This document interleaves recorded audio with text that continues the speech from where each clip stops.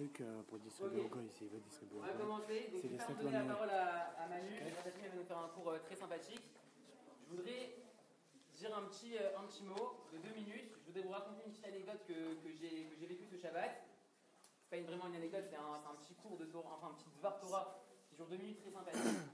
Ce Shabbat, je l'ai passé à Neuilly et on a eu l'occasion de recevoir le Rav Mizrahi qui est le Rosh Yeshiva de la Yeshivat Mir. La Yeshivat Mir, c'est la plus grande institution toraïque, je pense, qui existe dans le monde. Il y a 8500 personnes étudiantes qui étudient la Torah là-bas, à longueur de journée. Donc le Rosh Yeshiva, c'est vraiment quelqu'un d'important, que quand on le voit, vraiment, on est vraiment très impressionné par la personne. Et il nous a dit un petit mot de Torah qui est très sympathique et qui est très à propos avec le Young Project, donc j'ai bien apprécié. Et il a commencé sa petite parole de Torah en disant Seirim ma'avoda shelachem. Il a dit les jeunes, c'est quoi votre but, c'est quoi votre objectif dans ce monde-là? Qu'est-ce que vous allez laisser derrière vous dans ce monde-là? C'est quoi votre objectif? C'est quoi votre avoda? Et il a laissé cette question de côté. Il a commencé à raconter un petit passage de la Gemara. La Gemara, je ne vais pas demander la source, je n'ai pas osé lui demander, mais l'histoire c'était comme ça. Il y a une femme qui est partie poser une question à Rabbi Yossi ben Tarkifa. Et elle lui a dit, regardez Rabbi Yossi, j'ai un problème avec un pasouk, avec un verset de la Gemara. Il y a un verset qui dit Hachem Nathan Chochma la Chachamim. Hachem, il a pris la Chochma, il a pris l'intelligence et il a donné aux sages, aux gens qui sont déjà intelligents. Alors la femme lui a posé la question à Rabbi Yossi, il lui a dit mais c'est pas normal, je comprends pas pourquoi Hachem il n'a pas fait une sorte d'égalité, il n'a pas pris la Chochma et il n'a pas donné aux gens qui sont un peu moins intelligents, comme ça fait une égalité. Les Chachamim qui sont déjà intelligents, ils gardent leur intelligence et ceux qui sont un peu moins intelligents, ils profitent de cette Chochma là. Comme ça fait quelque chose d'égal, d'équitable. Et Rabbi Yossi lui a répondu comme ça. Il lui a dit, regarde, si maintenant il y a 2 personnes qui se présentent à toi, un riche et un pauvre, et les 2 personnes ils te demandent de l'argent, à qui tu as préféré prêter inconsciemment? Au riche ou au pauvre? Alors la femme elle a réfléchi, elle a dit oui, c'est vrai que j'ai une préférence inconsciemment de prêter mon argent au riche. Pourquoi? Parce que je sais que le riche, je vais avoir un retour sur investissement, il va me rendre mon argent. Le pauvre, je ne sais pas s'il va me rendre mon argent ou s'il va le garder ou s'il va avoir des problèmes pour me le rendre. Alors Rabbi Yossi lui a dit pareil. Hachem il a donné la Chochma en réalité aux Chachamim, aux gens qui sont intelligents, parce qu'il sait que les Chachamim ils vont faire quelque chose de bien avec cette Chochma qui aura un retour sur investissement. S'il la donne aux Rishaïm, aux gens qui sont un peu moins intelligents, il ne sait pas s'il y aura un retour sur investissement ou pas. Alors après la femme elle lui a répondu, elle a dit mais Rabbi Yossi il y a un problème, parce que là vous comparez 2 choses qui ne sont pas comparables. Là on parle de don de Chochma, Hachem il fait un don d'intelligence aux Chachamim, et dans le cas du prêt, d'argent, c'est un prêt d'argent, c'est pas un don. Donc vous me comparez un don avec un prêt. C'est pas vraiment quelque chose de comparable. Le prêt, c'est vrai que je vais être inquiet si on me le rend ou pas, mais Hachem me donne la Chochma, il va pas être inquiet si on me la rend ou pas. Alors là, Rabbi aussi, il savait pas trop quoi répondre, et il a pas très bien su répondre à la femme. Et la Gemara pose la question, elle dit mais c'est vrai, pourquoi Rabbi aussi il a comparé une histoire de prêt avec une histoire de don? C'est quelque chose qui n'ont pas de rapport, c'est quelque chose c'est pas 2 choses qui sont à propos les 2. Alors en réalité, il répond comme ça. Il dit en réalité que Hachem, il a corrigé un peu le verset. C'est pas Hachem Nathan Chochma la Chachamim, c'est Hachem en réalité il nous a prêté la Torah. Toute la Torah qu'on apprend, toute la Torah qu'on capte, c'est un prêt que Hachem nous a fait. À chaque fois qu'on signe dans une situation de Torah, c'est un prêt. Et Hachem, il nous a prêté cette Torah, donc du coup, il faut rendre cette Torah. Et comment tu veux rendre cette Torah? Comment tu veux lui rendre ce prêt qu'il a fait? Il faut prendre quelqu'un, un chaver, un copain à toi, et il faut diffuser la Torah. Il faut la prendre et il faut rendre cette Torah qu'on nous a prêtée. Et c'est un peu l'idée sur laquelle s'est basé le Young Project, c'est on va un peu donner la parole aux jeunes, toute la Torah qu'ils ont captée, même s'ils ont capté une petite étincelle de Torah, un petit Dvar Torah un jour, comme ça, et on donne la possibilité au Young Project de donner la parole aux jeunes pour qu'ils puissent rendre la Torah. Et vous aussi, tout le monde, participant du Young Project, Young Projecteur, vous pouvez aussi participer, si vous chauffez un jour à donner un cours de Torah en public pour rendre cette Torah que Dieu vous a prêtée, ou si vous incitez des personnes à rejoindre le Young Project, comme ça aussi vous rendez cette Torah-là. Si vous nous aidez au Young Project aussi comme ça pourrait être pas mal, et ça pourra être un retour sur le prêt qu'Akadosh Baruch Hu nous a fait. Je te laisse la parole Manu. Merci beaucoup Chaim. Donc, avant de commencer, je vais d'abord remercier tous les organisateurs. Donc, je sais qu'il y a beaucoup d'organisateurs. Donc, il y a Moadon, il y a Emet, Echad, tous les participants, Chaim, Naomi, Marvin, et le 4e c'est Uri. Je rentre 3 sur 4, c'est déjà pas mal. À part ça, je remercie tous ceux qui sont venus au Hachem, merci beaucoup. La vérité, c'est la première fois que je prends la parole devant le public comme ça. Voilà, il y a toujours un début, Baruch Hashem, c'est bien, grâce à Dieu. Et ça confirme ce que tu dis à Kadosh Baruch Hu. Il nous aide, Baruch Hashem, surtout. Il y a écrit dans la Gemara que Kadosh Baruch Hu, il nous dirige dans le chemin où on veut aller. C'est-à-dire que Kadosh Baruch Hu, il donne deux malachim, il explique le marcha, qui vont nous diriger dans le chemin où on veut aller. Et là, Baruch Hashem, moi, mon chemin, c'est comme tu dis, d'étudier la Torah, mais surtout de faire diffuser aux autres. Et Minashamem, comme tu le sais, voilà, Baruch Hashem, tu m'as appelé, tu m'as dit tu veux venir. Moi, je dis avec plaisir. Je profite de la vérité parce que je ne suis pas là. J'habitais à Paris, puisque Baruch Hashem, je me suis marié avec ma femme, Baruch Hashem. Et je suis parti faire l'Ali en Israël. Donc maintenant, tu fais que je suis parti faire l'Ali, je ne suis plus là. Là, je suis revenu, je passais mes examens en BTS. J'ai dit, bon, je suis là grâce à Dieu, je profite pour étudier la Torah, pour diffuser, faire ce qu'on peut grâce à Dieu. C'est le but. Et voilà, donc je suis venu. Donc, Bezrat Hashem, donc je remercie. Aussi, petite parenthèse, j'ai promis à ma belle-mère pour le Shalom Bayit, vous pouvez comprendre. C'est son anniversaire ce soir, donc je vais faire des petites brachot, juste répondre Amen. En même temps, je vous bénirai à vous aussi. Donc, qu'elle ait une longue vie jusqu'à 120 ans, remplie de réussite, en bonne santé, dans la Torah et les mitzvot. Et que tout ce que vous désirez, Bezrat Hashem, qu'Hashem, il vous le donne. Tous ceux qui ne sont pas mariés, qui se marient. Et ceux qui sont mariés, qui le reste, c'est essentiel. Ceux qui sont mariés, qui ont des enfants, etc. Qu'Hachem, il donne à chacun, à tout le monde, ce qu'il désire. Je ne peux pas savoir toutes les bakashot, toutes les demandes de chacun. Mais ce que je peux savoir, c'est que chacun, il en a. Chacun, il a un ratson différent. Et je sais qu'Akadosh Baruch Hu, il donne à tout le monde. On dit, Poter et Tchadecha Masbia Lechol Chai Ratson. On dit Hachem, ouvre ta main et rassasine-nous de volonté. A priori, c'est pas logique parce qu'on dit c'est le verset de la Parnassa. Maintenant, si c'est le verset de la Parnassa, on aurait dit Poter et Tchadecha Masbia Lechol Parnassa. Donne-nous la Parnassa, Hachem, donne-nous pas la volonté. Non, en fait, chacun, il a une volonté différente. Un, il veut l'argent. Un, il veut se marier. Un, il veut avoir des enfants. Un, il veut guérir de sa maladie. Un, il veut faire l'alliance en Israël. Chacun, il a une volonté différente. C'est pas réellement la Parnassa. Donc, dans ce passage qu'on pense à la Parnassa, parce qu'on parle de Parnassa, mais on parle surtout du Ratson de la volonté. Donc, je souhaite de tout mon cœur qu'Akadosh Baruch Hu donne à chacun la volonté de réussir ce qu'il a besoin, Bezrat Hashem, et que surtout, je puisse bien réussir à faire ce cours de Torah, Bezrat Hashem. Répondez Amen. Amen. Donc, voilà. Ah oui, petite parenthèse aussi, il y a mon frère Rabidan, il a amené des livres, c'est gratuit. Il y a 2 livres, il y a des Tikkun HaKlali, c'est 10 Télim que Rabbi Nachman de Breslev, que son mérite nous protège, il a institué. C'est magnifique, c'est très très bien. C'est gratuit. Et il y a un autre livre aussi, c'est sur la Tchouva, c'est un livre de Torah Box que. Hein? En chemin vers Hachem, c'est un livre de Torah Box, tu peux dire si tu veux. Voilà, c'est un chemin vers Hachem, c'est un super livre sur l'histoire de la Tchouva. Donc si vous voulez prendre, c'est avec grand plaisir. Voilà, il faut que tout soit épuisé avant qu'on parte. Voilà.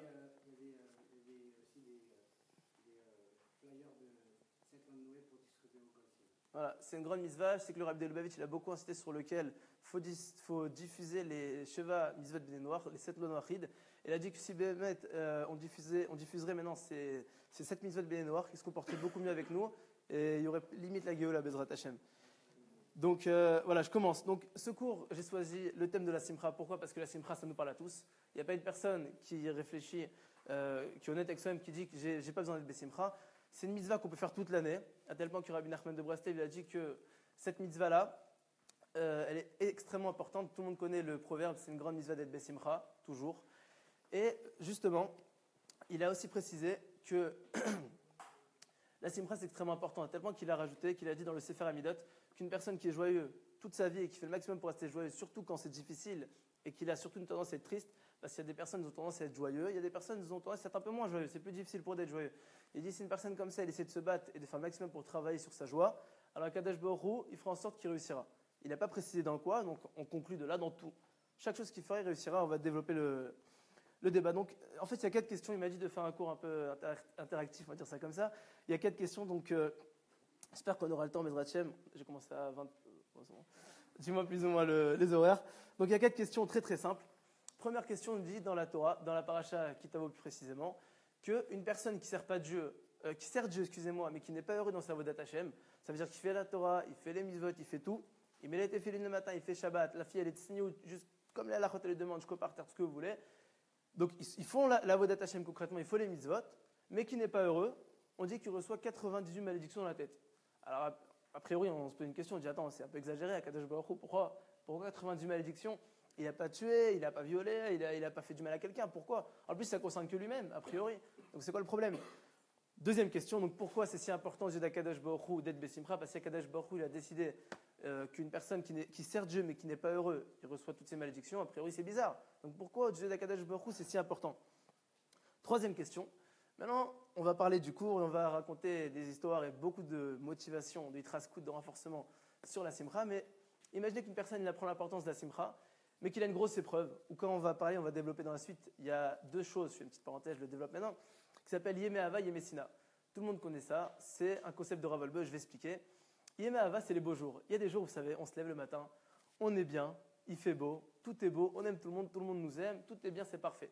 Mais il y a des jours où on se lève, il fait moche, je suis moche, j'aime personne, personne m'aime, ça tombe bien, et j'ai envie de voir personne, j'ai qu'une envie de rester sous la couette comme ça. C'est vrai ou pas? Ça arrive, c'est des périodes. Des fois, c'est 2 jours, des fois, c'est une semaine, des fois, c'est 2 mois. C'est des périodes comme ça, des tkoufa. Et des fois, on a une seule envie, si on émissionne comme ça, on fait la tête, on a une seule envie, c'est rien. On a envie de rien. Alors maintenant, une personne, il sait que quand il a envie de rien, entre guillemets, il est dans cette période-là qui est de Yemesina, qui est de jours, entre guillemets, de haine. Yemé Hava, c'est les jours d'amour, entre guillemets. Yemesina, c'est les jours de haine. Dans ces jours de haine, on est triste. On a une tendance surtout à être beaucoup triste. Maintenant, quand on est triste, on va développer par la suite que c'est très très mauvais pour la Avodat Hashem, etc. Donc si une personne, non, il veut s'en sortir, concrètement, comment il fait? Il dit Hashem, voilà, je suis triste, il est honnête avec lui-même, mais il dit Hashem, je veux m'en sortir. Comment je fais? 4e question, c'est quoi le point faible de notre Avodat Hashem à tous, hommes, femmes, enfants, adultes, jeunes, personnes âgées, etc. On a tous le même point faible dans l'Avodat Hashem. Et Bezrat Hashem, on va comprendre donc un enseignement qui est donc à l'envers, que si on travaille dessus, sur ce point faible-là, alors Bezrat Hashem Itbarach, on pourra faire en sorte d'avoir un gilet pare-balles. C'est-à-dire à l'envers, ce point faible-là, c'est un point faible qui touche toute notre Avodat Hashem. Donc si on est touché, on est KO. Mais au contraire, si on prend ce point faible-là, qu'on arrive à retourner à l'envers, on va expliquer c'est quoi. Alors on fait en sorte que ce sera un gilet pare-balles pour nous, pour toutes les attaques de l'extérieur comme de l'intérieur. Je dis extérieur, ça veut dire entre guillemets tous les tzara qui viennent de l'extérieur, comme l'intérieur. À l'intérieur aussi, on a du tzara. On pense mal, des fois on a des pensées de tzara, des fois on a des pensées sur Dieu, on se pose des questions. Ça arrive à tout le monde, c'est humain. Alors, la simcha, c'est la guérison de tout. On va expliquer. Première histoire, Bezrat Hashem, c'est Rabbi Israël Yitzhak Besançon qui raconte. Donc, c'est au nom de Rabbi Nachman de Breslev. Il y avait une personne, c'était quelqu'un qui était, on va dire, je ne sais pas, c'est même pas quoi comme métier, c'est creuser la terre, d'accord? On va dire qu'il était potier, on va dire ça comme ça, plus ou moins. Il creusait la terre, il ramassait la boue. Avec la boue, il mettait de l'eau et il faisait, entre guillemets, de la poterie, des ustensiles, il le revendait. C'était son business et il gagnait de l'argent avec ça. Il gagne de l'argent avec ça. Maintenant, vous imaginez bien qu'il n'était pas très riche, il était très pauvre. Et un jour, Dieu, il a décrété que c'était son jour de chance. C'est le mazal. Il creuse et qu'est-ce qu'il trouve? Un diamant, mais une belle pierre. Alors là, maintenant, il est super heureux. Quelqu'un, il avait sûrement enterré ici. Maintenant, il n'y a pas de siman, il n'y a pas de signe et tout. Il n'y a pas de nom, il n'y a rien du tout. Il n'y a pas de carte d'identité.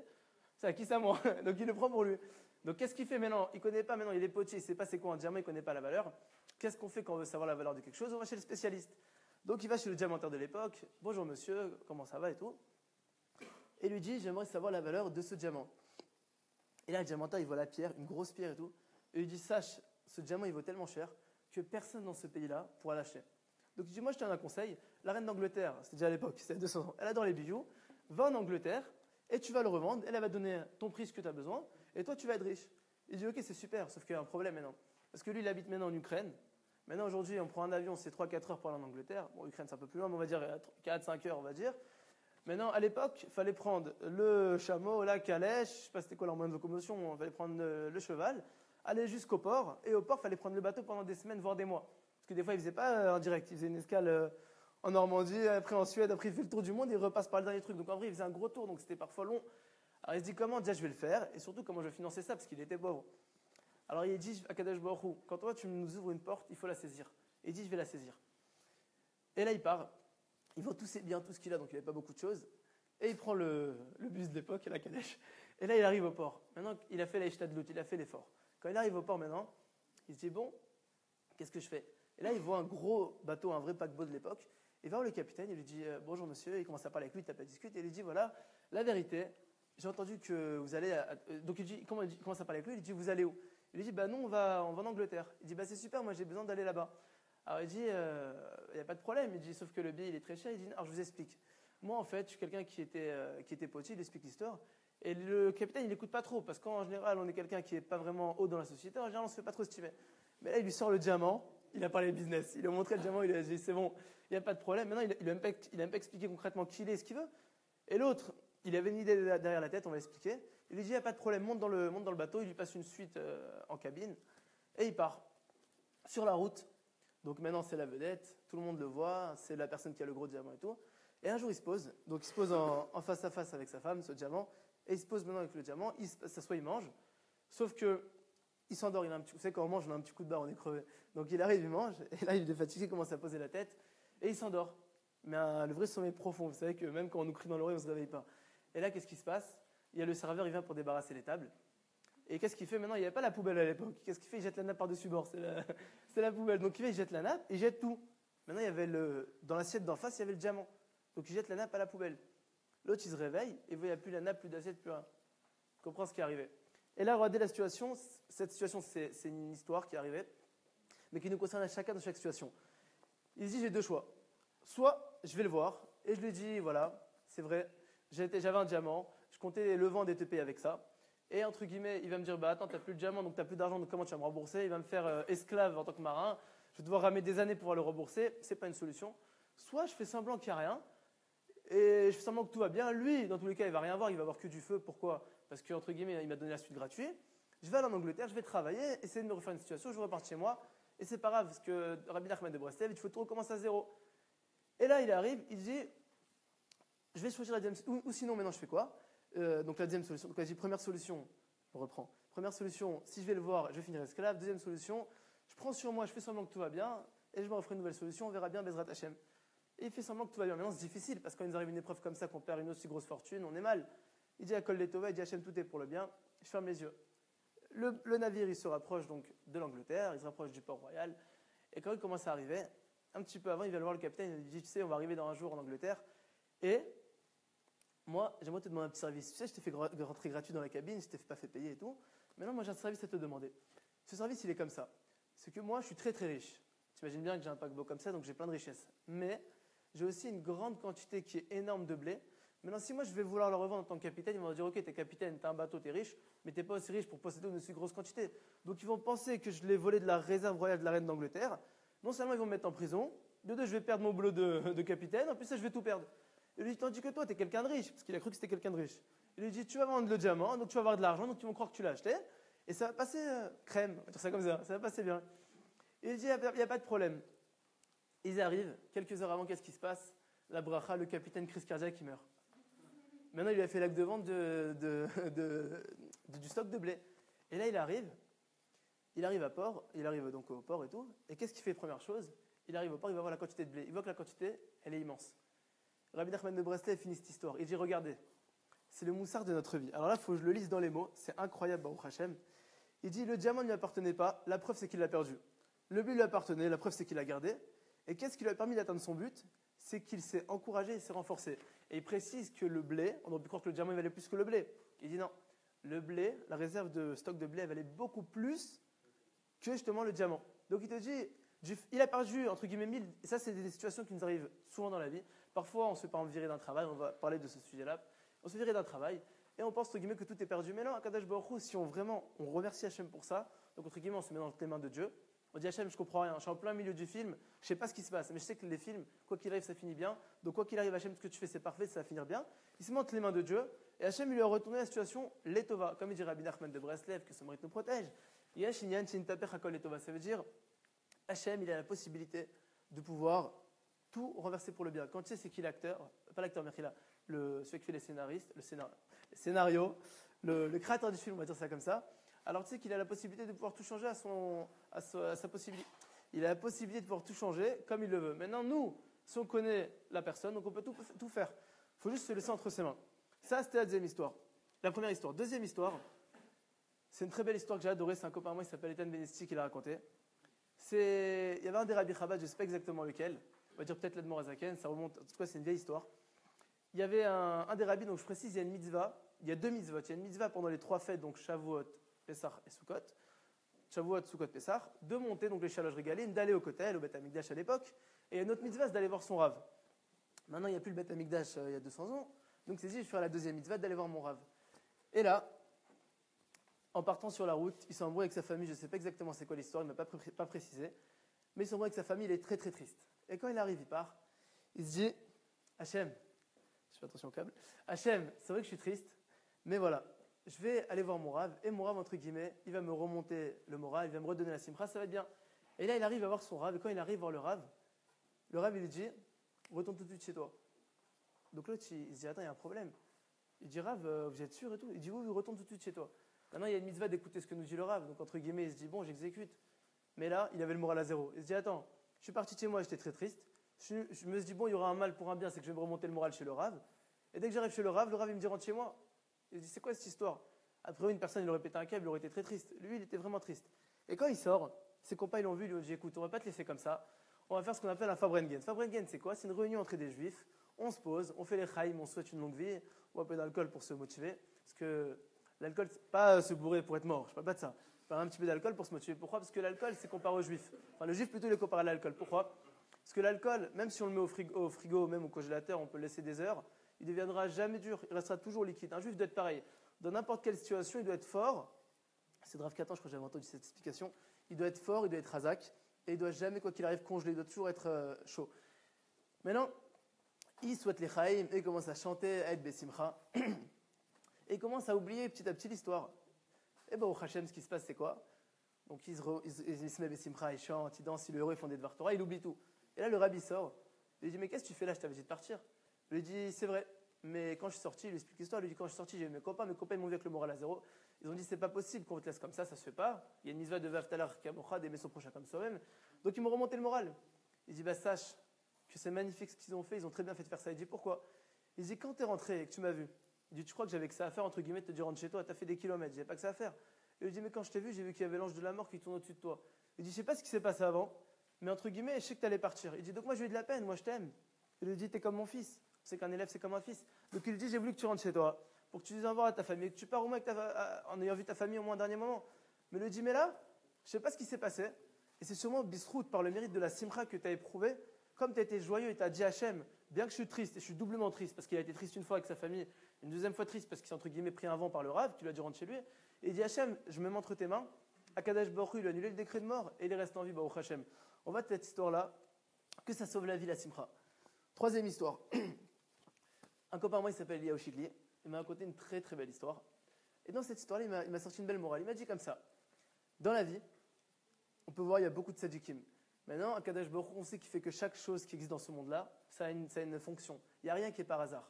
On apprend ça du Baal Shem Tov, que même si une feuille d'un arbre tombe par exemple là, à la place de là, c'est pas par hasard. Il raconte une histoire, le Baal Shem Tov, dessus, qu'il y avait un ver de terre qui était malade, et il y a une feuille qui est tombée dessus, et elle a protégé de la pluie, et grâce à ça, ça l'a sauvé la vie. Vous allez me dire, bon, c'est un ver de terre, c'est un peu lourd comme exemple. Oui, mais dans la vie, c'est vraiment comme ça, Akadosh Baruch Hu, chaque chose qu'il fait, c'est précis, et il y a un message pour nous. Et il m'a dit que chaque tzaddik, il a apporté une nouvelle facette dans la Avodat Hashem. On peut voir que le Rabbi de Lubavitch, il a apporté la facette de Miftsaïm. Miftsaïm, c'est magnifique, Baruch Hashem. C'est-à-dire qu'il y a des Chabad qui vont aller là-bas. Baruch Hashem va aller voir des gens dans la rue qui ne connaissent même pas ni d'Adam ni d'Ève. Ils vont lui dire, ils ne savent même pas s'il est juif, des fois, c'est même pas des juifs. Ils vont lui dire, t'as mis les tefilines. Maintenant, plein de fois, mes copains, ils me racontent. Ils me disent, entre guillemets, des fois, c'est pas des juifs. Ils disent, non, non, je n'ai pas mis les tefilines. Je dis, viens les mettre. Il dit, non, non, je ne suis pas juif. Vous voyez le truc ou pas? Et c'est magnifique. Rabbi Nachman de Breslev, il a apporté une autre lumière. Il a apporté la lumière de la simcha. C'est quoi la lumière de la simcha? Et que aussi que le désespoir, il n'existe pas. Que quoi qu'il arrive, il faut être tout le temps joyeux. Et il y a un Rav, il s'appelait Saba Israël. Peut-être vous avez vu cette histoire, ceux qui sont partis en Israël. Il y a un Rav, il est tout le temps comme ça, il est joué avec un gros sourire. Il s'appelait Saba Israël, Rabbi Israël Berodesser. Ce tzaddik-là, il a apporté une lumière incroyable, que quoi qu'il arrive, dans n'importe quel Hachem, je reste joyeux. Et il raconte que dans sa vie, moi j'ai lu son livre, il s'appelle Shema Israël, écoute Israël. C'est un livre que le Kiren de Rabbi Israël diffuse, vous pouvez le voir sur internet, peu importe. Et il explique qu'il a atteint des situations à tel point qu'il n'a même plus de pain pour manger. C'est-à-dire qu'il a atteint le plus bas du plus bas. Et Hachem, il a fait ça, pourquoi? Pour justement lui faire développer son potentiel. Parce que par la suite, il a remonté, bien entendu, c'est devenu un grand tzaddik, à tel point que Rabbi Moshe Feinstein, Zechutei Egen Aleinu, que ce mari nous protège, c'était un grand tzaddik de la génération passée. Il est mort il y a peut-être 20 ans environ. Il est à 20 ans. Et il a dit que c'était une personne qui était très très grande dans la Torah, qui avait des connaissances immenses dans la Kabbalah. Donc c'est pas n'importe qui. C'était un grand tzaddik. Cette personne-là, il a apporté une lumière énorme. Et moi, j'ai adoré cette lumière-là. Parce que dans la vie, la vérité, on a des épreuves de partout. On se lève le matin, on a des épreuves. Le midi, on a des épreuves. L'après-midi, on a des épreuves. Le soir, on dort avec des épreuves. Maintenant, si une personne-là, il n'a pas une bonne optique et qu'il n'adopte pas la vie avec l'œil positif, on va dire ça comme ça, à Tova, c'est-à-dire d'avoir un bon œil, alors c'est impossible qu'il soit heureux. Et s'il n'est pas heureux, il loupe toute sa vie. Il n'est pas heureux, et même dans les plus belles situations, alors il peut être malheureux. Tandis qu'à l'envers, une personne, même s'il arrive dans le plus bas, il peut voir entre guillemets que c'est un Akadosh Baruch Hu, il peut être heureux. Donc, cette histoire-là, elle nous ramène en fait, elle est basée sur l'exemple de Yosef Hatzadik. Est-ce que vous connaissez l'histoire de Yosef Hatzadik plus ou moins ou pas? Oui, non? Ouais, je la raconte quand même. Yosef Hatzadik, ce que je veux dire, personne ne connaît. Yosef Hatzadik, il ramène Rav Shalom Aroush, c'est un midrash, donc midrash c'est le commentateur sur la Torah, c'est magnifique. Il dit que Yosef Hatzadik, vous savez qu'il s'est fait jeter dans un puits. Yosef Hatzadik, j'explique en bref l'histoire, Yosef Hatzadik c'était le fils de Yaakov Avinu, et c'était le dernier, avant-dernier, mais en tout cas c'était le dernier à son époque, et il était le préféré de ses frères par rapport à son père. Son père, il le préférait, bien que c'est pas bien de faire des préférences envers un fils. D'ailleurs, on apprend ce moussard de là, qu'il ne faut jamais préférer un fils plus que l'autre, et même si on le préfère, on peut avoir une préférence, mais il ne faut pas le montrer. Si on le montre, ça va faire des catastrophes. Il faut les quatre les aimer pareil, et leur donner pareil. Bref, en tout cas, Yaakov Avinu, il avait plus une préférence que Yosef, c'était entre guillemets le gros tzaddik, bien que tous étaient tzaddikim. Et ses frères, ils ont vu que le père, il aimait plus Yosef que les autres frères. Et ils ont eu une certaine jalousie. Bon, il y a beaucoup de sod, il y a beaucoup de secrets derrière ça. C'est pas vraiment une histoire de jalousie, parce que c'était tous des tzaddikim. Maintenant, il n'y a pas vraiment de jalousie à leur niveau. Donc, a priori, pourquoi ils ont fait ça? C'est très très profond ce jour-là, donc je ne vais pas en parler. Mais entre guillemets, ils l'ont pris. Ils devaient le tuer de base. Ils l'ont pas tué, Baruch Hashem, parce qu'il y a un des frères, il l'a sauvé. Et ils l'ont mis dans un puits. Maintenant, dans le puits, on dit qu'il n'y avait pas d'eau. On dit Maïmenbo, il n'y avait pas d'eau dans le puits. Aval Nechashim va Kravim Yeshbo. On dit qu'il n'y avait pas d'eau dans le puits. Donc Rachid te dit, a priori, c'est logique, s'il n'y a pas d'eau dans le puits, bah, ça n'y a rien. Mais il te dit non, mais il n'y avait pas d'eau, mais il y avait des scorpions et des serpents. Je ne sais pas si vous imaginez, il s'est fait jeter dans un puits avec des scorpions et des serpents. Et qu'est-ce qu'il fait dans le puits? Il tapait des mains. Est-ce qu'il y a quelqu'un qui peut faire ça ici? Personne, on va pas se mentir, on n'est pas fou. Mais lui, il est arrivé à un tel degré, il était jeune, hein, il avait 17 ans à l'époque. Il n'avait pas 45 ans ou 90 ans avec une grande barbe, il avait 17 ans. Il était tout jeune, il n'avait même pas la barbe encore à l'époque. Parce que ses frères ont dit qu'en Égypte, quand ils l'ont vu, il avait la barbe, ils ne l'ont pas reconnu. Donc il n'avait même pas la barbe encore à l'époque, il était tout jeune, c'était encore un ado. Et il est en train de danser, de taper des mains. En prison, le même Midrash, il dit que Yosef Hatzadik, il tapait des mains. Maintenant, petite parenthèse, la prison de l'époque, c'est pas la prison d'aujourd'hui où tu as la télé, tu es posé, tu es allongé, on t'amène un truc. C'est un trou à rats où on t'enferme, mais pour l'éternité. Il y a plus rien, c'est un égout le truc que Dieu préserve. Et Yosef Hatzadik, il tapait des mains, il dansait, il chantait. Il était heureux de son sort propre parce qu'il avait la connaissance d'Akadosh Baruch Hu. Et c'est, comme on va le voir plus tard, que tout ce qui vient d'Akadosh Baruch Hu, c'est pour le bien. Après, il y a une histoire que je voulais raconter, mais on n'aura pas le temps, Bezrat Hashem, donc je vais la sauter. En tout cas, c'est une très belle histoire sur Avshalom Aroush. 5e histoire, ça c'est pas une histoire, c'est un point dans la Avodat Hashem très très très important. On raconte dans Bereshit, il y a un passouk qui nous dit, et c'est une dracha, c'est un Rabbi Yochanan dans la Gemara, il nous dit qu'il vaut mieux un sourire qu'un verre de lait frais. Qu'est-ce que ça nous apprend ce passouk? Que vaut mieux faire un sourire à quelqu'un qu'un verre de lait frais. On apprend de là que quelqu'un qui est dans le désert, imagine maintenant il a très très soif, alors on va lui donner un verre de, c'est mieux un verre d'eau, mais un verre de lait, c'est frais, c'est pas vraiment si liquide que ça, donc ça va un peu nous rassasier, ça va nous nourrir, nous désaltérer, surtout nous rassasier. Tandis qu'un sourire, une personne qui a fait un sourire à la personne, alors ça va durer des mois. Alors que le verre de lait, une personne qui va boire un verre de lait, c'est un peu sucré le lait, on va boire un verre de lait, au bout de 20 minutes on va avoir très soif. Mais maintenant, imaginez, on est dans le désert, il fait 45 degrés comme aujourd'hui il a fait Baruch Hashem, c'est la mort. Alors la personne, il va avoir encore beaucoup plus soif. Mais un sourire, une personne qui est mal, quand tu lui fais un sourire, c'est pas comme le verre de lait qui dure 10-15 minutes, ça le désaltère, après ça recommence. Un sourire, ça peut remonter le moral à des personnes pour des jours, pour des heures, des jours, des semaines, voire des mois. Il y a des personnes avec un sourire, ils ont repris la vie. Il y a des personnes, on ne peut pas savoir. Nous, Baruch Hashem, on est là tous ensemble, grâce à Dieu. Il y a des personnes, ils ont des matzav, ils n'ont pas la possibilité ou la connaissance, en tout cas, que tout vient de Dieu, etc. Et ils arrivent dans des situations que Dieu préserve, limite au suicide. Et ça arrive beaucoup, surtout dans ces générations-là, c'est très fréquent. Il y a beaucoup de gens qui suicident que Dieu préserve. Maintenant, on sait si on a des personnes comme ça, on a non seulement la mitzvah de Vavtalar Kamocha, mais on a la mitzvah de sauver un juif. Et elle dit la Gemara que celui qui sauve un juif, c'est comme si il sauvait un monde entier. C'est hyper important. Donc il nous dit ce verset-là, qu'une personne, quand il est mal, on a une grande mitzvah, non seulement nous d'être des simcha, mais surtout de diffuser la simcha, de lui remonter le moral, c'est une très très grande mitzvah. À tel point qu'il a dit qu'une personne qui remonte le moral à une personne qui a le moral KO, c'est comme s'il lui faisait Triyat HaMetim. Triyat HaMetim, c'est la résurrection des morts. Pourquoi? Parce que cette personne-là, Bémet, il a atteint un matzav, il a atteint une situation où il est KO, où il n'y a plus rien. La phase d'après, c'est le suicide. Et nous, on vient, on lui dit, mais tu sais, mon frère, la vie, elle est belle, Baruch Hashem, ça vaut le coup d'être vécu, ça dépend de ta vision des choses. Même si c'est dans la pire des situations, il y a toujours du bien. Donc, on lui remonte le moral par des bonnes paroles, et cette personne-là, il peut changer la vie, il peut vivre grâce à Dieu. Donc, c'est énorme. Donc, la morale à en tirer, c'est que malgré tout, il y a des hauts et des bas, il faut faire le maximum maintenant pour pouvoir être joyeux, pour pouvoir être Bessimcha. Maintenant, qu'est-ce qu'on gagne grâce à la joie? Donc, on a appris quoi? On a appris que déjà, grâce à la joie, donc ça c'est l'écouter Etzod de Rabbi Nathan de Nemirov, on sauve la mort des enfants, ça on protège les enfants.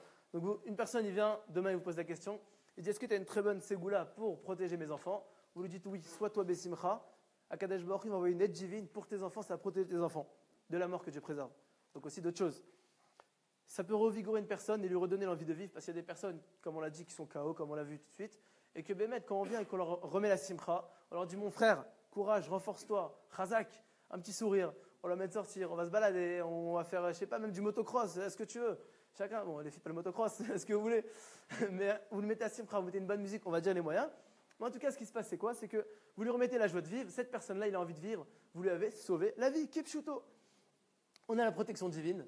Alors j'ai mis ça en WhatsApp, le Rabbi de Lubavitch, que ça mérite nous protège, il dit que c'est une protection déjà, mais surtout qu'une personne qui est joyeuse, il attire la joie divine sur lui et que c'est une très grande ségoula pour la parnassa.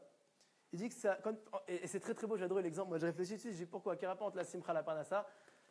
Imaginez maintenant que vous avez un employé, on va dire on est certes les fils de Dieu, parce que c'est écrit dans la Torah, Bani Matem Lachem Lekvichem, vous êtes les fils de Dieu. Donc c'est vrai qu'on est les fils d'Akadosh Baruch Hu d'un côté, de l'autre côté on est ici des Eved Hashem, des serviteurs de Dieu. On va dire serviteurs, on va dire on est des employés de Dieu. On va dire ça comme ça, de cette manière-là. Maintenant un employé, imaginez que vous avez un employé qui travaille chez vous, mais toute la journée il fait la tête, il est comme ça. C'est une sale tête comme ça. À la fin du mois, bon, il travaille, tu n'as pas envie de le payer, tu lui jettes le salaire comme ça, tu n'as pas envie de le payer parce qu'il est lourd. Mais imagine que vous avez un employé qui travaille pour vous, il charbonne pour vous, tout le temps il est heureux, il dit t'as besoin de ça, t'as besoin de ça. Tu vois qu'il est sympathique, il y a un rapport proche avec lui, il est gentil. Tu as envie de lui donner le salaire, tu as envie de donner une prime et tu lui fais la bise, c'est magnifique. Alors que l'autre personne, tu as envie de lui mettre du poison dans l'enveloppe, tu en prends. Non mais ça veut dire c'est dur quoi. Et c'est important quand une personne il est heureux. Donc ce qui se passe c'est quoi? C'est que Akadosh Baruch Hu il dit comme ça, il dit mon fils t'es joyeux de faire la Avodat Hashem, je vais te récompenser et je vais te récompenser encore plus. Je vais te donner le salaire plus la prime. En étant joyeux, ben évidemment on peut surmonter toutes les épreuves comme on l'a vu, Baruch Hashem. De plus c'est une grande mitzvah d'être joyeux. C'est extrêmement important d'être joyeux. C'est d'ailleurs la base de toute la Torah. On va expliquer pourquoi. C'est une protection contre la mort, comme on l'a eu précédemment avec le tzaddik qui devait mourir et que Bisrout, la simcha qu'il a évoqué à Kadesh Baruch Hu, il a protégé. Ça annule aussi les mauvais décrets. C'est Goula pour la parnassa, comme on le dit. Donc il y a l'histoire avec le diamant du fait qu'il aurait pu être triste, mais qu'il a dit Hachem, je ne veux pas être triste, je veux m'en sortir. Alors entre guillemets, non seulement ils sont sortis, à Kadesh Baruch Hu il a dit la bracha, et il a eu encore plus que ce qu'il devait avoir. Et comme il a dit le Rabbi de Lubavitch aussi, que ça nous protège, il a dit c'est une très grande ségoula pour la parnassa. Une personne qui est joyeuse, il a une bénédiction beaucoup plus accrue. Donc tous ceux qui veulent être riches, voilà, vous savez quoi faire. Réussite.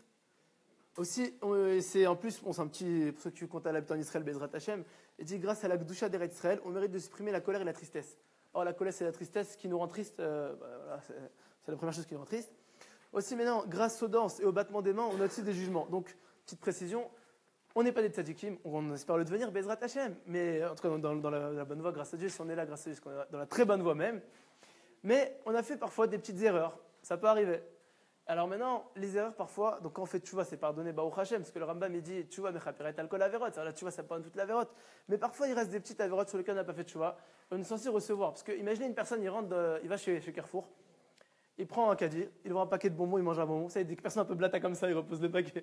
Sauf que lui, il fait pas le blata, il ouvre le paquet de bonbons. Ça a dû arriver à cet entre vous, il ouvre le paquet, ni vu ni connu, tac, il remet. Lui, là, il ouvre le paquet, il prend des bonbons, il met dans le caddie, il accélère, il continue le rayon. Pas Carrefour, c'est pas Cacher Carrefour. Il va chez Hyper Cacher, il ouvre le paquet de bonbons, il mange, il le met dans le caddie. Et ensuite, il continue, il ouvre des chips, il mange, il continue. Il ouvre les carpaccio, il fait le blata, il mange les carpaccio, il pose tout comme ça. Il s'en fout. À la fin, d'accord, ok, t'as mangé, t'as kiffé. Allô, il y a un cheshbon, il y a un compte. T'as profité, il y a un compte, c'est comme ça. Donc j'ai dit, attends, ok, tu t'amuses. Tu fais des trous, mais il faut combler. Et comment on les comble? On les comble, excusez-moi. Alors, grâce au fait que, entre guillemets, on a des issourim. Issourim, on peut dire ça, c'est des souffrances. Mais entre guillemets, à Kadesh Baruch, quand on dit souffrance, c'est une mauvaise connotation. Moi, j'aime pas ce mot-là. Je sais que Rav Michael Liberato, c'est un rave de joie de vie, il a dit un très beau truc. Il a dit, on n'appelle pas ça des souffrances, c'est fini le mot souffrance, ça n'existe plus. On appelle ça des rapprochements de Dieu. Parce que tout ce que Kadesh Baruch nous envoie, c'est pour nous faire ouvrir les yeux, pour te dire, Habibi, ouvre tes yeux, rapproche-toi de moi. T'es mon père, je suis ton père, t'es mon fils. Moi, je veux ta réussite, vu que tu es dans le bon chemin. Donc, nous, comme dans le bon chemin, si tout va bien, Baruch Hashem, Kadesh Baruch il dit, bon, c'est bien, tu es dans le bon chemin, il n'y a rien à faire. Continue. Et il donne une petite tape amoureuse, tu vois, une tape mignonne. Mais quand une personne n'est pas dans le bon chemin et qu'il s'approche de la falaise, il va mourir. Alors Hachem me dit, oh, tu vas mourir. Oh, tu vas mourir. Il se rapproche, ça va. Au pire, avec 30 mètres. Hein. Et il prend le risque. Donc Hachem me dit, mais t'es malade, tu vas mourir. Hachem, il le réveille. Et un autre exemple qu'on peut donner, c'est beaucoup plus logique. Imaginez qu'un père, il est avec son fils que Dieu préserve dans une maison et que la maison, elle prend feu. Ça peut arriver que Dieu préserve, elle prend feu. Et ce qui se passe maintenant, c'est que le fils, il dort. Et le père, il vient et lui dit, la maison, elle prend feu, réveille-toi. Ça prend, pour le coup, c'est vraiment, il y a le feu. Il y a le feu du Yetzirah. Il y a le feu, réveille-toi. C'est le fils, il dort. réveille-toi, il y a le feu. Et il le secoue un petit peu. Donc qu'est-ce qu'il va faire le père? Il va le secouer encore plus fort. À la fin, le fils, il dort. Tu vas te réveiller? Oui, tac, tu vas lui mettre une tarte comme ça. Et après, il va se réveiller. Mais là, je l'ai dit en mode marrant. Mais dans la Vodat Hashem, c'est vraiment ça. Il y a des gens, ils font un peu les lourds. Dieu leur envoie des allusions. Il dit Rabbi Nachman de Breslev, que Sommeret te protège. Hachem, il envoie des dizaines et des dizaines d'allusions par jour à tout le monde. Il n'y a pas une personne qui dit non, moi, j'ai pas eu d'allusion. Et les gens, ils sont un peu lourds comme ça. Ils disent oui, prouve-moi que Dieu existe. J'ai lu ça, c'est très marrant. J'ai lu.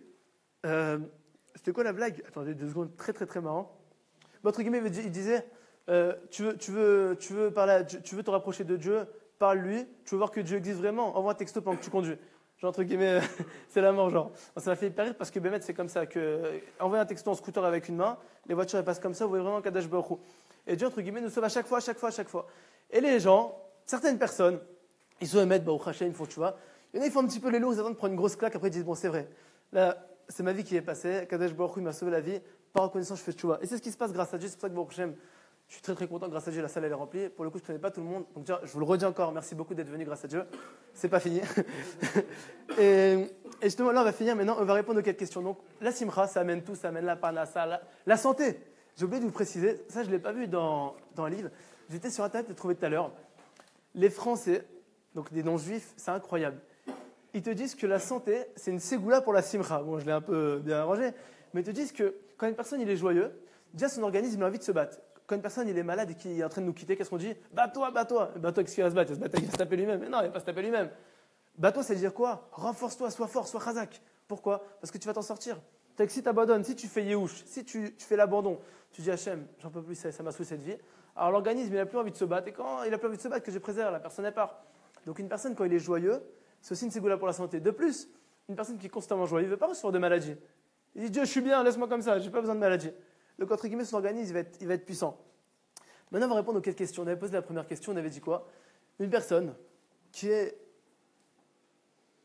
sert à Kadosh Baruch Hu, donc qui fait la Vodat Hashem, qui fait les tefilin, une fille qui a fait la tzniut, ils font Shabbat, ils respectent les parents, ils font tout ce qui se passe. Ils servent Dieu vraiment correctement. Le mec, on sert comme cette personne-là. Mais il y a un problème, c'est que cette personne-là, elle n'est pas heureuse. Elle n'est pas joyeuse, elle ne kiffe pas. Toute la journée, elle fait la tête comme ça, Mshan-Neuf, relou. Alors, Hachem, il dit, t'es Mshan-Neuf, t'es relou. Et moi, si je vais être relou avec toi, 90 malédictions. Alors, a priori, une personne qui dit ça, ce livre n'est pas pour moi, et quitte la Torah. Alors, je vais répondre à cette question-là. C'est extrêmement compréhensible et c'est très très simple. Pourquoi?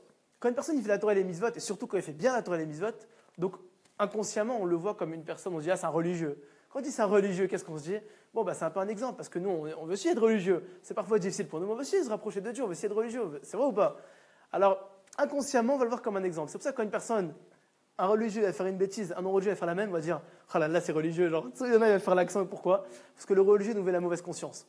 Maintenant, si on voit un religieux qui sert bien Dieu, mais qui fait la tête, qu'est-ce qu'on se dit? Ce religieux, il est relou, quoi. Entre guillemets, il est relou. Ce qu'il fait, ça doit être pas intéressant par un kiff, parce que, allez demain en boîte de nuit, la personne quand elle ressort de boîte, comme elle est, avec la banane comme ça, elle est un peu comme ça, voilà, elle est un peu bourrée morte. En général, elle est heureuse, c'est vrai ou pareil? Elle est heureuse, elle est bessimra. Il va pas en boîte, je vous rassure, c'est un tzaddik. Mais entre guillemets, une personne quand il sort, il est heureux. Et quand tu as une personne sortie de la synagogue, il sort en courant, on dirait il y a le feu à l'intérieur. Alors, une personne qui voit ça, elle se dit, mais attends, c'est pas intéressant, c'est pas un kiff, alors je veux pas. Donc, qu'est-ce qui se passe? Nous, on voit ça de l'extérieur, ou une personne qui n'est pas pratiquante, tu vois ça de l'extérieur, il dit, en fait, c'est pas intéressant la Torah. Donc, qu'est-ce qu'il fait? Il quitte tout. Et il y a une histoire comme ça pour bien concrétiser ce cas-là, c'est qu'il y avait une personne, une mère de famille, donc je vous explique, les femmes mariées Bezratiem, ceux qui vont se marier Bezratiem, bientôt pour vous, Bezratiem, dites Amen. Et les futurs maris, vous avez cette belle mitzvah à faire choisir à votre femme. Donc, moi, je suis très cool à ce sujet-là. Il y a beaucoup de marloquettes, perruques, foulards. La femme, ce qui ressent le mieux dans le cœur, tout est autorisé, d'accord? Il y a des marloquettes, est-ce que c'est mieux ça, est-ce que c'est pas mieux ça? Il y en a qui interdisent, il y en a qui autorisent. Mettez pas votre nez dedans. Chacun, il a un cœur, chacun, il a un rave. Il fait ce que son rave lui dit. Il a une question, il va voir le rave, tranquille. La Torah doit être un kiff. Si c'est pas du kiff, dit Rav Shalom Arouche, ce n'est pas la Torah. C'est un problème, il est chez nous-mêmes. Il dit d'ailleurs, le Chafetz Chaim, Zechuto Yagan Alenu. Quand je dis Zechuto Yagan Alenu, c'est parce qu'il y a une mitzvah de dire que son mérite nous protège. Comme ça, son mérite, il nous envoie plein de bonnes choses, d'accord? Et il dit écrit Kilo davar rek umikem. Il y a écrit dans la Torah, car ce n'est pas une chose vide de vous. Il dit quand une personne étudie la Torah et qui ne kiffe pas, il dit le problème, il n'est pas dans la Torah, il dit il est mikem. Mikem, c'est en vous. Il dit si une personne il a un problème avec la Torah et qui ne kiffe pas, le problème, il n'est pas dans la Torah. La Torah, elle est parfaite, parce qu'il y en a qui kiffent. Le problème, il est chez la personne. Donc la personne, elle doit se remettre en cause.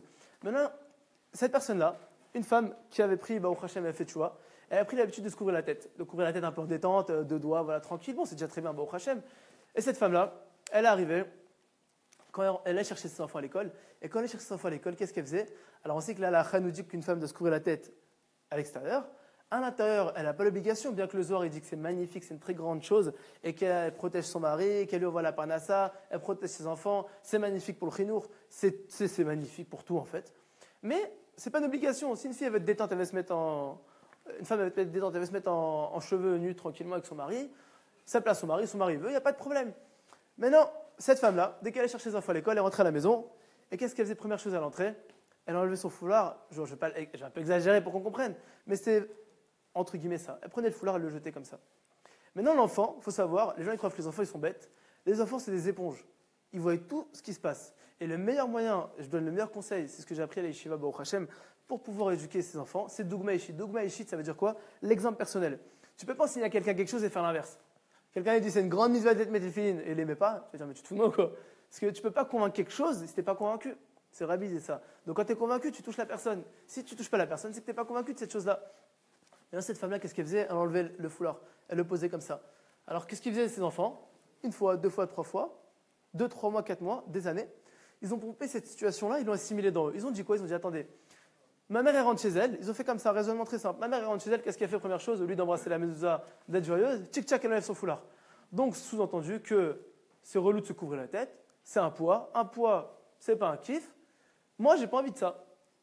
Et si ça, c'est une mitzvah, donc sûrement que toutes les mitzvot, c'est comme ça, j'ai même pas envie de tenter. Il se casse même pas la tête. Bah oui, parce qu'il faut rajouter le paramètre etc. Parce qu'il a son coach personnel qui lui dit tu vas faire la Torah. Dis-moi, elle est bien la vie sur la Torah. Tu n'as pas de contraintes, tu n'as rien du tout. Tu n'as pas de la maba aussi, que tu préserves. Mais entre guillemets, c'est ça. Donc, il met le etc. Il joue bien sur lui et il met bien la pression. L'autre, il se dit quoi? Il se dit attends, la histoire et tout, je ne veux pas faire la Torah, la mitzvot. Il se casse. Et ce qui s'est passé, c'est que cette histoire, elle était vraie. Le Rav qui m'a raconté ça, c'était Rav Shlomo Kosson, la Yeshiva. Il m'a dit cette femme-là qui se couvrait la tête, entre guillemets, de manière superficielle, c'est-à-dire elle faisait parce que vraiment elle le faisait, mais sans la dimension du cœur, voilà d'où l'importance de la Torah et la mitzvot, elle a fait en sorte que ses enfants, ils ont quitté la religion. Ses enfants, ils ont grandi, ils ont quitté la religion. Après, Bokertov va galérer maintenant pour aller les rattraper, pour leur faire faire, tu vois, pour aller renforcer, parce qu'ils vont te dire quoi? Le plus dur public à ramener, c'est quand une personne y connaît. Quand une personne n'y connaît pas, c'est noir ou blanc. C'est je connais pas, ça peut être bien comme ça peut être mal, il faut que ça soit sympa, bon c'est cool la Torah, tu te maries, tu as la bracha, tu as ci, tu as ça, il y a Dieu, Baruch Hashem, dès qu'il y a une galère, tu as sûr qui t'en remettre, c'est magnifique. Mais une personne qui connaît, elle dit oh je connais, j'ai pas besoin, et tu vas dire mais non, mais tu sais, s'il y a ça, il va dire non, mais je sais. Tu vas lui dire quoi? Tu vas rester comme ça, non, mais tu sais aussi ça, tu vas lui ramener des sources, des rabbanim. Il va dire mais je connais tout ce que tu me dis. Mais dans sa tête, il a sa mère, en exemple, qui prenait ça en tant que poids. Donc lui, ça l'a dégoûté. Et pourquoi maintenant, on va répondre à la question 1 et la question 2. Pourquoi une personne maintenant, quand il n'est pas Bessim Chaz, il reçoit les 90 malédictions? Parce qu'il fait du mal, énormément, il fait le plus gros mal qu'il puisse faire à une personne. On a dit qu'une personne qui sauve un juif, c'est comme s'il accomplissait un monde, c'est comme s'il sauvait un monde. Donc une personne qui éloigne un juif de Dieu, c'est la plus grosse davera, il le tue son lamaba. Maintenant, quand c'est ses enfants et quand c'est tout son entourage, c'est énorme. Donc entre guillemets, une personne qui fait la Vodat Hashem, qui est bémet, une personne qui fait bien la Torah et les mitzvot, dans la plénitude, mais sans la dimension du cœur, qui est Mshon et tout, entre guillemets, il va éloigner les gens de la religion. Donc, à un certain niveau, il est encore plus, c'est un cas encore plus grave qu'une personne qui ne fait pas la religion. Parce qu'une personne qui ne fait pas la religion, bon, il ne fait pas la religion, il fait ce qu'il veut, mais on ne va pas le prendre en exemple. Tu vois qu'une personne qui fait la religion, mais qui aime Mshon, il va dégoûter tout le monde. Donc, on a répondu à la question 1. Pourquoi il reçoit tout ça? Parce que tu éloignes les gens de Dieu. Tu éloignes les pères, les fils de son père. Dieu dit, mais attends, mais je t'ai rien demandé, tu aurais dû ne rien faire, tu n'aurais pas éloigné mes fils. Dieu maintenant, il va dire, on va te prendre un exemple, tu vas éloigner mes fils, ça ne m'intéresse pas. À l'envers, pourquoi c'est si important d'être Bessimcha? Parce que quand tu es joyeux et que tu as la banane, tu te lèves, tu es heureux, merci Hachem, je suis en bonne santé, grâce à Dieu, Modan il est fanecha, la reconnaissance, je suis bien, je suis en bonne santé, je suis beau gosse. Il y a tout qui va bien, Baruch Hachem. Il y a tout qui va bien grâce à Dieu, j'ai ma famille, j'ai à manger, j'ai la parnassa, grâce à Dieu. Même s'il y a des fois il y a des phases où il y a moins, il y a des phases où il y a plus. En tout cas, je suis en bonne santé, je vis grâce à Dieu.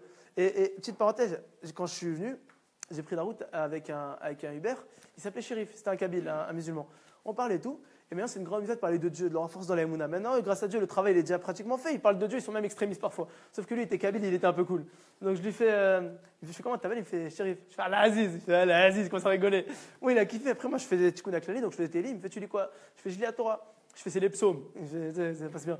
Il me dit, ah, c'est bien et tout. Je dis, voilà, on commence à parler et tout. Et je lui dis, tu sais que c'est très bien de. Je fais, toi, tu fais le ramadan? Il me fait, non. Je fais, bon, mais c'est bien. Il me fait, moi, je suis honnête. Je fais, tu sais quoi, t'as raison. Je fais l'essentiel d'être honnête avec Dieu. Je fais au moins l'essentiel c'est le cœur. Il me fait bien sûr c'est le cœur. Tu sais, j'adore dire ça. Le cœur pour se débarrasser de tout. Ouais, c'est le cœur qui compte.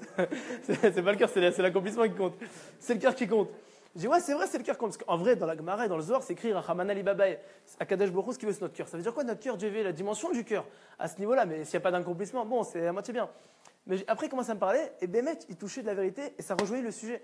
Il me disait, moi en tout cas, je parle beaucoup à Dieu, je le remercie Dieu. Et dans l'histoire que je voulais raconter, que je n'ai pas pu raconter, entre guillemets, la morale, c'était que tout le but de ce monde-là, c'est pas la Torah et les mitzvot. Vous allez me dire, il est fou lui, quoi. C'est quoi ce vraiment? Je suis pas vraiment. C'est pas la Torah et les mitzvot. La Torah et les mitzvot, c'est qu'un moyen. C'est comme l'argent, c'est qu'un moyen. Il y en a qui se le mettent en but pour avoir plein d'argent. Mais tu fais quoi avec plein d'argent? Tu fais rien avec plein d'argent. Le but, c'est parce que tu es sur une île déserte avec plein d'argent, tu fais rien. S'il n'y a personne qui existe dans le monde, tu fais un. Moi, j'ai plein d'argent pour pouvoir construire des synagogues, faire des centres d'études comme ici, Bezrat Hashem, pouvoir donner aux pauvres, pour pouvoir nourrir ma famille, acheter des beaux habits, faire des cadeaux pour les fêtes, parce que c'est une mitzvah d'acheter des cadeaux pour la femme, pour les enfants. Hein? Afatzat Sfarim, pour distribuer les Sfarim, pour distribuer les livres, comme il fait Rabbi Dan. Il y a une grande mitzvah maintenant d'avoir de l'argent, mais concrètement, c'est quoi tout le but de la Torah et les mitzvot? C'est un moyen, la Torah et les mitzvot. C'est le moyen pour s'attacher à Dieu. Alors, le truc, c'est quoi? C'est que je lui dis, tu as raison. Je lui dis, cette personne-là, il a compris, entre guillemets, ce que dit le Ramban, ce qu'est le but de la création. Le but de la création, c'est d'être joyeux, de kiffer notre vie, d'être heureux, de remercier Dieu pour tout. Donc la Torah et les mitzvot, elle va t'aider à encore plus prendre conscience de Dieu, donc elle va t'aider encore plus pour remercier Dieu et prendre conscience. Et plus tu as de conscience, plus tu remercies. À tel point que la Gemara est dit dans Brachot, j'explique. La Gemara, quand on dit la Gemara, c'est le Talmud. Le Talmud, c'est la Torah orale. Il y a 39 masertot, 39 traités. Le premier traité, il s'appelle Brachot. Ça parle des Brachot, ça parle un peu de tout, du Birkat Amazon, un peu de tout. Elle te dit la Gemara un pasouk qui s'appelle, tout le monde connaît ce pasouk, c'est le dernier pasouk des Télim en plus. Il n'y a pas d'hasard. Kol aneshama te alléluia, alléluia. Il dit David Ameller, toute neshama te louera, alléluia, louange à Dieu, alléluia. La Gemara te dit, al tikre neshama et la neshima. Ne lis pas neshama et la neshima. Neshima, c'est respiration. Elle te dit, al kol neshima, neshima te alléluia. Hachem, pour chaque respiration, remercie Akadosh Baruch Hu. La reconnaissance est extrêmement importante. Parce que quand tu remercies Dieu, alors entre guillemets, déjà, hormis le fait que tu lui donnes des raisons de te remercier, tu montres que tu es une personne qui est digne de recevoir. Mais quand une personne, il reçoit, mais qui. C'est comme, imaginez, vous avez un enfant, pour concrétiser le cas, Bezrat Hachem, vous avez un enfant, vous lui donnez, et vous ne dites même pas merci. Vous avez ça dans la rue, c'est de l'égorger. Vous ne pouvez pas, c'est votre enfant, vous l'aimez. Mais entre guillemets, c'est un peu énervant. Et Hachem, il se dit, c'est pas grave, je suis patient. Et Hachem, il laisse le temps. Mais quand une personne, et c'est ça la morale de l'histoire aussi, c'est qu'une personne, imaginez qu'il n'est pas dans la religion, même s'il est non-juif, mais qu'il remercie Akadosh Baruch Hu, surtout s'il est non-juif, lui, il a déjà accompli le but de sa vie. Un juif, maintenant, il a encore plus de srout, il a encore plus de gros potentiel à sortir de là, c'est que lui, il doit utiliser la Torah et les mitzvot. 5 minutes, c'est bon? Allez, Bezrat Hashem. Il doit utiliser la Torah et les mitzvot, justement pour pouvoir se rapprocher encore plus de Dieu et pouvoir remercier Akadosh Baruch Hu. Tout le but de la création, c'est d'être heureux, parce qu'on est bien quand on est heureux. Une vie on n'est pas heureux à l'Easter, ça ne vaut pas le coup d'être vécu. Et justement, par ça, on va finir. On va répondre à la troisième question. Comment réussir maintenant à pouvoir servir Akadosh Baruch Hu? Alors, imaginez, on avait dit qu'une personne maintenant, il veut être joyeux, il veut réussir à être joyeux, être bien, etc. Il y a tout qui va bien. Mais il y a un petit problème, c'est qu'il a une grosse épreuve. Où il est en Yémessina. Yémessina, on avait dit au début, c'est les jours de haine. C'est-à-dire les jours où il n'y a rien qui va, on n'aime personne, personne ne nous aime. C'est le Ramban, l'Esther. Comment s'en sortir? Alors, il y a plusieurs moyens. Il y avait une histoire que je voulais raconter qui est magnifique. C'est que, très très courte, 2 élèves du Baal Shem Tov, Rabbi Zusha d'Anipoli, c'était une ville, Anipoli, et Rabbi Elimelech de Lysensk. Rabbi Zusha et Rabbi Elimelech, c'était 2 frères tzadikim, et ils ont pris sur eux la galoute. La galoute, c'est-à-dire quoi? Ils ont pris sur eux l'exil. Ils se sont dit, entre guillemets, on va aller de ville en ville, et on va, entre guillemets, se déguiser comme des personnes normaux, et on va pouvoir faire tchouva, faire la vodat Hashem comme il faut, renforcer toutes les personnes qu'on verra, et faire un maximum de kirouv, de hitraskout, de renforcement, etc. Et sur la route, ces 2 personnes-là, donc il explique le Rav Yitzhak Raviv, il dit Rabbi Elimelech, regardez comment c'est toute une question de mazal. Mais bien entendu, on peut changer le mazal grâce à la tefila. Mais Rabbi Elimelech, c'était le frère jumeau, je crois. Il était tzadik aussi, Rabbi Zusha était tzadik, tous les 2 grands tzadikim, sauf que Rabbi Elimelech, il avait la réussite, il avait des élèves, il était aimé, tout le monde l'aimait, etc. Rabbi Zusha, il était aussi aimé, sauf qu'il avait une femme très difficile, il avait des gros problèmes de parnassa, il avait, si on peut dire ça comme ça, d'un œil extérieur non juif, il avait la poisse. Il avait que des galères. Et ils sont venus voir des élèves du Maguid de Mezrich. Il dit Rabbi, alors ils sont partis voir le Maguid de Mezrich. Et on dit Maguid, on veut arriver à savoir Akadosh Baruch Hu Besimcha, mais c'est très dur. Comment on fait? On veut apprendre à recevoir, à savoir comment essayer de réussir les épreuves avec joie. Parce qu'il y a un niveau, c'est pas non seulement de dire bon, c'est pas grave, c'est Akadosh Baruch Hu qui nous envoie des épreuves, on n'est pas triste. Il y a un niveau, c'est d'être joyeux. Comment? Il leur a dit allez voir Zusha d'Anipoli, Rabbi Zusha d'Anipoli. Ils sont partis le voir. Il leur a dit voilà, le Maguid il nous envoie et tout. Il leur a dit mais moi, j'aimerais bien vous enseigner comment vous enseigner, quelles sont les épreuves que Dieu m'envoie. Sauf que moi, je vis une vie de merveille. Donc, ils sont repartis, ils n'ont pas compris. Il dit, ma vie, c'est des délices. C'est un Kadosh Baruch Hu qui m'a que des merveilles, je vis dans que des merveilles d'Hachem. Ils sont repartis voir le Maguid. Le Maguid, il a compris l'idée. C'est qu'en fait, on va comprendre grâce à ce que dit Rabbi Nachman de Breslev. Il dit, Kol hatzarot ve'isurin vagalut enola lefi erech chesronadat, urchen nirshaladat, azena nirshal kol chesronot. Il dit Rabbi Nachman de Breslev dans l'Ikouté Moran, Torah 21, que ce mérite nous protège, il dit comme ça. Kol hatzarot, toutes les galères, toutes les épreuves. Tzarot, c'est les souffrances. Kol haisurin, toutes les épreuves, les difficultés, les galoutes, les exils. Une personne, il lui arrive des grosses galères et tout. C'est à cause du manque de date. Quel rapport? Alors, de quelle date on parle? Date, c'est la connaissance. C'est à cause du manque de connaissance, ça ne veut rien dire. De quoi on parle? On parle du date Hashem, de la connaissance que tout vient de Dieu. Si une personne a la connaissance que tout vient de Dieu, alors Kadosh Baruch Hu, il enverra déjà que des bonnes choses, mais surtout même les mauvaises choses pour lui ne sont pas mauvaises. J'ai vu un très beau truc, et je vais finir dessus Bezrat Hashem. 5 minutes tunisiennes. Non, je vais finir bientôt. Je fais tout de suite. Il y a un très beau truc que j'ai vu. Il y a une personne qui a demandé à Kadosh Baruch Hu, il a dit Hashem, je veux un papillon et je veux une plante. Hashem lui a envoyé un cactus et lui a envoyé un verre. Il n'a pas compris, mais il a dit Hashem, j'ai confiance en toi. Le temps il est passé, le verre il est devenu papillon et le cactus il a sorti une plante. De là, ce qu'on voit, c'est que nous, on est en plein milieu du film. Kadosh Baruch Hu nous envoie des épreuves. On peut se dire, bon, a priori c'est mauvais. A priori c'est mauvais. Sauf que tout est pour le bien. Et maintenant, je finis dessus. Il y a plusieurs ségoulottes pour réussir à être Bessimcha. Et je vais les dire, et dessus, Bezrat Hashem, on va finir. C'est grâce. Attends, je finis, je trouve les pages. Hashem. Comment réussir à être Bessimcha? Grâce à l'étude de la Torah. La Torah, on dit, c'est mais sa mère, ça rend joyeux. Ça, c'est un certain niveau. Grâce à la tefila, quand tu pries à Kadosh Baruch Hu, tu prévois la chose. Tu dis Hashem, aide-moi à ne pas être Bessimcha. Tu pries. Hashem, il t'aide à surmonter ça. Maintenant, tu vas voir un ami ou un rave. Tu as un copain, c'est important de se faire un copain. Il dit la Mishnah Okne Lechachaver. Tu vois un copain, toi, Marvin. Tu lui dis voilà, j'ai eu telle et telle galère. À peine le fait que tu te parles et que tu te vides et que lui t'écoute, on apprend la psychologie dans la Torah. Comme il dit mon compétent. Il dit tu apprends la psychologie. C'est quoi? À peine tu parles, tu t'es déjà vidé la moitié du poison, voit les 3/4. Et après, il va te donner quelques conseils. Tu vas dire ah, ça y est, finalement, c'est pas si grave que ça. Et tout passe. C'est vrai, tout passe. Aussi, tu écoutes des bonnes musiques. Quand tu écoutes des bonnes musiques, Baba au Hashem, ça te met la simcha. En s'examinant. Grâce au fait de réussiter l'électorate, ça c'est Rabbi Nachman dit ça. Aussi, très bonne ségoula, très facile. Vous sortez dehors, vous achetez quelque chose qui vous fait plaisir. Donc moi, en général, quand je suis triste, je vais chez Zara. Non, Bémet, c'est vrai. C'est que vous allez chez Zara, par exemple, les garçons, les filles, vous achetez un petit habit qui vous fait plaisir. Tu vas faire l'habit, tu vas faire chez Rianou, ça te met de Bessimcha. Tu vas t'acheter une glace, tu vas manger au restaurant. Tu sors ça, le truc, tu vas faire un truc qui te fait un kiff et ce kiff-là, il va te rendre joyeux. Grâce aux danses, au battement des mains. Tu te mets à danser, tu dis Hachem, je ne vais pas rester triste. Tu commences à taper des mains, tu commences à chanter, ça va te mettre joyeux. Alors aussi, grâce au fait qu'on transpire en faveur d'une chose en rapport à la Gdusha, on accède à la Simcha. Tu vas dans un mariage, tu danses pendant 1h30, tu vas perdre 1 kilo, tu vas donner une bouteille d'eau, mais en tout cas, tu seras Bessimcha, c'est sûr. Mais Shivat Nefesh, c'est un livre de Rabbi Nachman qui te rend super joyeux. Et aller à des smachot de Gdusha, tu vas dans des mariages, des brit milot, des bar mitzvah, ça nous rend joyeux, c'est très très bien. Et surtout, on finit dessus, grâce au fait que Dieu m'a fait juif. Hachem, il nous a fait juif. C'est la plus grande des joies. On a une parole à Maba, au Hachem, on devrait être heureux toute la journée. Je finis dessus, Bezrat Hachem, qu'Akadosh Baruch Hu nous aide d'être Bessimcha. Alors, vous dormez ou quoi? Qu'Akadosh Baruch Hu nous aide Bessimcha toute la journée. Et elle ressort toutes les brachot qu'on a dit. Et encore, merci beaucoup, Rabbi Moadon, Rabbi tout le monde. Voilà, Chazak Baruch.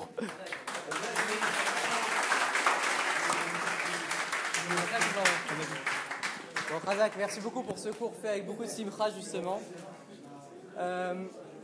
Juste pour on va juste demander 2 minutes d'attention.